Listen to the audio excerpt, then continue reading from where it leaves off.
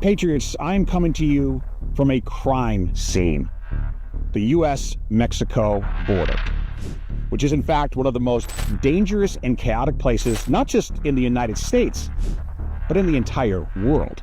In Cochise County, officials in one of the busiest sectors along the southern border in Arizona looking to bring in reinforcements to combat out-of-control cartel smuggling operations there. Teenagers getting recruited by cartels for human and drug smuggling. The big money maker for the cartels, it's not really trafficking drugs, but it's smuggling people. That's the cash cow. And oftentimes it requires the help of young American citizens to pull off. Border agents so backed up, they're taking migrants to Tucson, where they're processed and most are released into the U.S. Now, as you can see behind me, there's a significant border wall here, but this spot is the exception to what is overall a porous and in fact even open border. An open border by choice, by the choice of corrupt, radical politicians like Joe Biden and incompetent bureaucrats in Washington, D.C. Now, speaking of a crime scene, let's talk about a horrific crime. Laken Riley. Court documents detailing the disturbing allegations against the illegal immigrant charged with killing Laken Riley. Jose Ibarra, the suspected killer, used a weapon to seriously disfigure her skull. ICE confirms Ibarra illegally entered the U.S. through El Paso in 2022. They say New York police arrested him just a few months ago in August for acting in a manner to injure a child. ICE says NYPD released him before they could issue a detainer on Ibarra. That young woman is dead. Her killer crossed this U.S.-Mexico border illegally, and as an illegal alien, instead of being expelled, he was processed and then sent to the so-called sanctuary city of New York, where he committed his second illegal act and was arrested in New York City. But because it is a sanctuary city jurisdiction, he was not turned over to ICE for deportation. Instead, he went to yet another so-called sanctuary jurisdiction, Athens, Georgia, which is the home of the University of Georgia, where he was arrested again, but once again, not deported. And he then, in the middle of the day, broad daylight, on a seemingly safe campus of the University of Georgia, without any provocation at all, in an absolute senseless act of abject violence, crushed the skull of a 22-year-old nursing student who died because of this radical lawlessness that Joe Biden promotes and that far too many politicians have tolerated. Unfortunately, there are thousands of cases of totally preventable, serious crimes that are committed by illegal migrants in the United States against American citizens. Hi there, Steve Cortes. Hi, Steve. I'm Mark. Nice to meet you. Come on in. Mark Daniels is a warrior, and he's trying to guard the front door of America, flung wide open by Biden and Harris. He's the sheriff of Cochise County, Arizona. Cochise County Sheriff's deputies, they're engaging in between 2 and 10 pursuits every single day. As I'm doing this broadcast with you right now, my deputies are in a pursuit on a high-risk stop for smuggling. Again, it doesn't stop. And sadly, every day goes by is call it luck because we don't have a citizen that's injured or killed. And this luck's going to run out.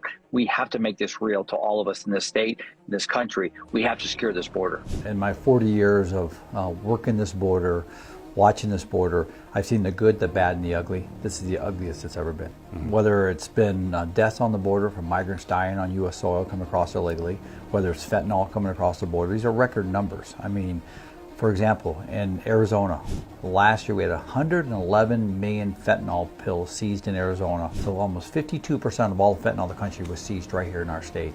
And then you look at the amount of gotaways. And just to be clear on that term gotaways, for folks who don't pay a lot of attention, that means that you seen them, but you were not able to actually, there was no interaction. They didn't come up to you and you didn't apprehend. No, they're doing everything, they're doing everything they can to get away from us. We're seeing them, we're going after them, but they're getting away from us. Right. But these are people that are, a lot of them are aggravated deportees, which means they're felons or from countries of interest, serious threats to the United States. Whatever it is, they can't run up and give up to the border patrol like you see in so many places. Right. They fight and flight here. So this is the worst we've seen of violence toward law enforcement. One of your deputies was almost killed last night. Yeah. You make you angry? It pisses me off because we've been talking about this for almost 3 years. I've testified in front of Congress. I've met with anybody that'll listen to us. And every day that goes by, I see another tragedy, deaths, vulnerabilities under public safety, national security, and humanitarian. Worst I've ever seen it. Okay. Now, you mentioned fentanyl. It's flowing through this southern border, some of it obviously coming right through York County. Is it causing a problem here, or are the problems further north, Tucson, and then north to the urban areas of America? Well, we're on the front line of it. 90% of all the illegal drugs come through the southern border. 51% of Congress and the administration, this White House, has ignored the war on drugs, ignored the cartels. There's not a community in this country right now that's not dealing with this epidemic, that hasn't seen a loved one or a neighbor or somebody in that community die as a result of this poison. This is an international border with direct control by the federal government. Where the heck are they in this? I have read you say before that the White House won't even communicate with you. And is that different in your 40 years of law enforcement here on the border? Is that incredibly different from other administrations, Republican and Democrat? Very much so. This is the first president in modern day history, or as far as we can go back in memory and books, to not meet with America's sheriffs. Now, the sheriffs are your elected, trusted leader in public safety, but he chose to ignore us, to avoid us, and as a result, we are trying to fix community issues as a result of this border, open border. Why he sits back and ignores us. It's the federal government that are protecting their political parties over people. Are the cartels getting vastly more powerful and wealthy because of what's going on at our border? There's no doubt about that. Cartels are alive and active here in the United States, not just here in Cochise County, but all over. I mean, these drug trafficking, sex trafficking, human trafficking, you name it, all that's part of the cartel's operation. They are here, very active, doing what they do, making billions of dollars at the back of this country. I've read that there's a pretty significant problem with the cartel recruiting young Americans, teenagers, and in some cases almost preteens, but very young Americans, minors, children, to participate in their criminal enterprises. Are you seeing that here in Cochise County? We have. Over the last 2 years, we've had over 100 juveniles involved in some kind of criminal border activity. Cartels pay teens up to $2,500 per person they transport. The youngest teen they've encountered driving migrants was 12 years old. Getting picked up on Snapchat, WhatsApp, Facebook Marketplace. A lot of that's getting passed around to high schools. Hey, go make some easy money, drive down south and pick people up. And that's the saddest thing. We have ages all the way down. I believe one was 12, I know 13. I mean, when you have kids in grandma's cars down here committing international crime, boy, we have a problem in this country. Sure. And that's done through social media. Another thing I've brought up numerous times, social media needs to be held accountable.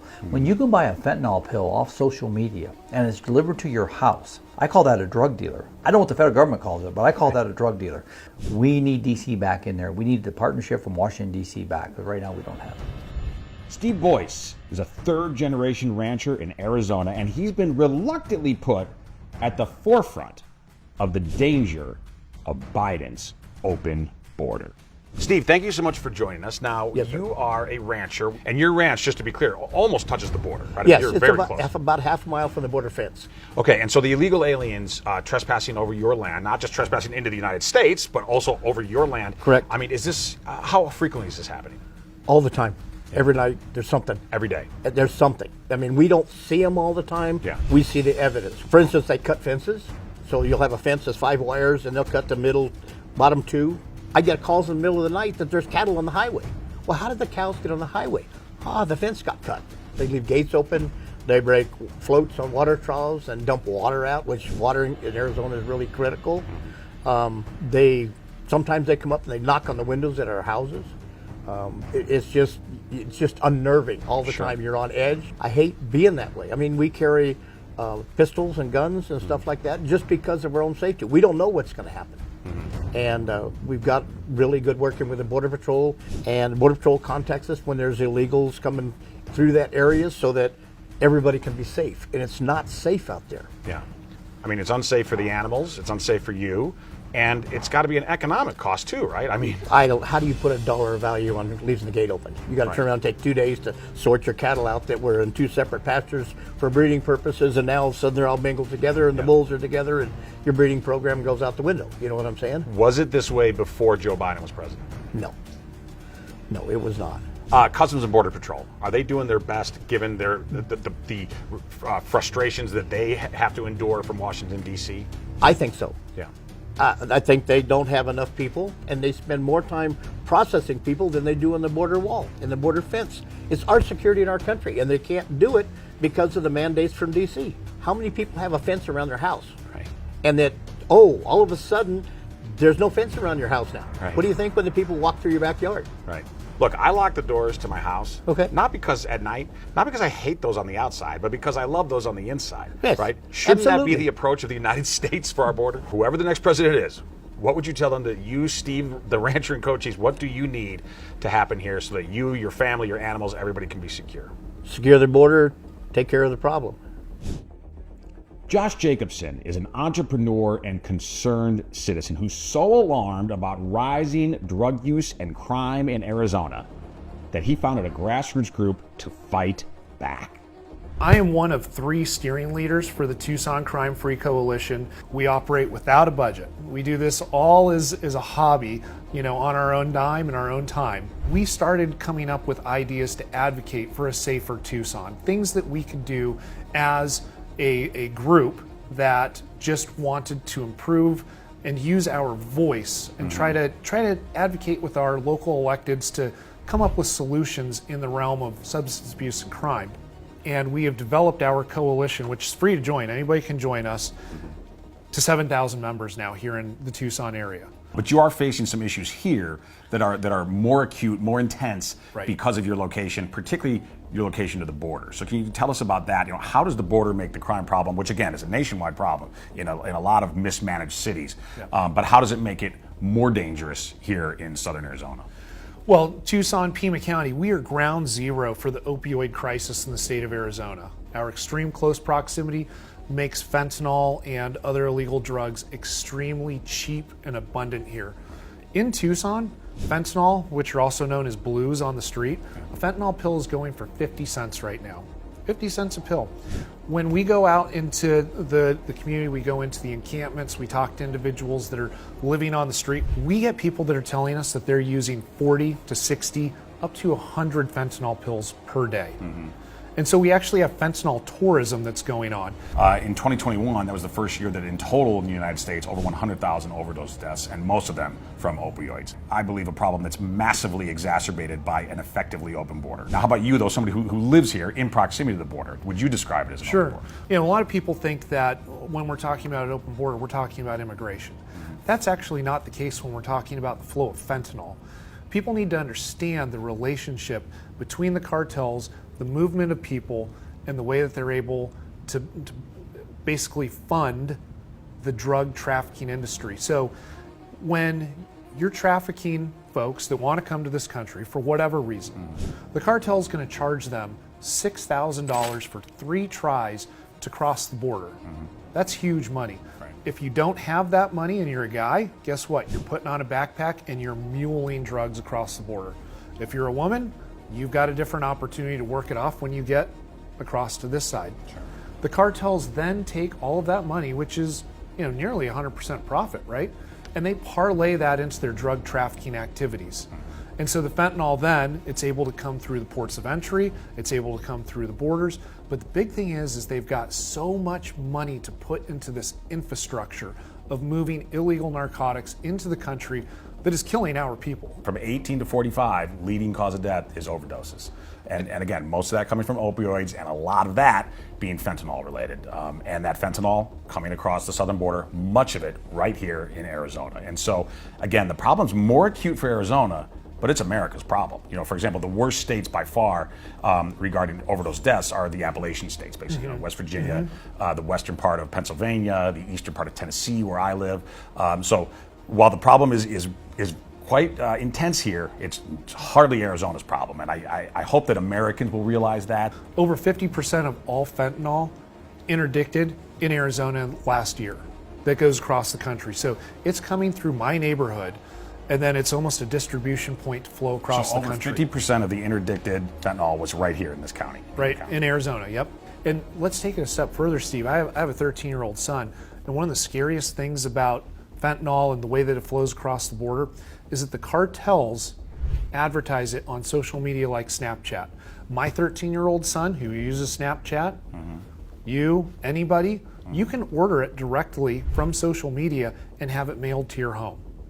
Imagine that. Imagine being a parent going into your kid's room and finding your child dead because they were able to order something off of social media that you didn't know about, or they got access to it. And that is happening. It's terrifying. It's crucial to note that many of these deaths are young people who had no idea that they were even ingesting fentanyl. They thought they were using a relatively safe pharmaceutical or recreational substance. Given the crime, given the economic consequences, given that it's politically unpopular, why in the world would Joe Biden pursue this kind of a reckless strategy? Why would Kamala Harris, who was supposedly put in charge of this border, why would they tolerate, why would they invite this flood of illegals? I think the reality is because they want them to come in. They want them to come in for two reasons. Because number one, the left loves chaos. It does. It loves to sow chaos. Number two, and this is the political calculus, they believe that they're going to win the election in November, and after they do, they plan on giving full amnesty to this mass influx of trespassers into our country, and they believe that they will earn the votes of these millions and millions of people and then control this country for decades to come. Now, we can stop all of that. We can stop the chaos here at this border. We know how to do it. We did it under President Trump. We've done it under previous presidents. We can also stop the plans, the nefarious plans of the open borders, Soros-backed globalists. We stop them through the ballot box in November. I've been all over the state of Arizona, seeing the consequences, the dire consequences of tolerating an open border, the human and economic pain that is inflicted. America, it's time for us to say enough. Enough. And it's not because we hate Mexico or because we hate Latin Americans or people from anywhere else in the world. No, it's because we love America. You know, you lock your doors at night at your home, not because you hate those on the outside, but because you love those on the inside. Because we love America and because we insist on putting Americans first, we are going to make the American border real again, and we are going to regain control of the sovereignty of this country, and we will determine who immigrates under legal circumstances to the United States of America.